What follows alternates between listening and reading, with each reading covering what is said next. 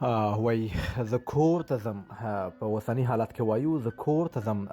دا جمله په الماني ژبه کې داسې وایو ich gehe nach Hause، یعنی اوس روان یم، اوسنۍ زمانه ده. او وایو زه کور ته لاړ وم، یعنی تللی وم، تېره شوې زمانه ده.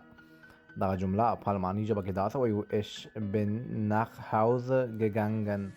ich bin nach Hause gegangen مطلب زه تللی وم کور ته. ich bin nach Hause gegangen. او دوستانو په را روانه زمانه کې موږ وایو اکثر موږ پلان جوړو چې زه به کور ته ځم، زه به کور ته ځم. دوستانو دغه جمله په الماني ژبه کې څنګه وایو کمنټونه کې ولیکئ چې نور دوستان یې هم زده کړي او ستاسو هم په یاد وي همیش دپاره. دغه یوه اسانه طریقه ده انشاءالله چې دا ویډیوګانې ګورئ او خپله جملې لیکئ، نو دغه جملې به ستاسو همیش لپاره په یاد وي. کوشش وکړئ یوټیوب ته هم ورشئ په نوم د ناصح احمدزي او کوشش وکړئ چې کمنټونه او لایکونه مهم شي.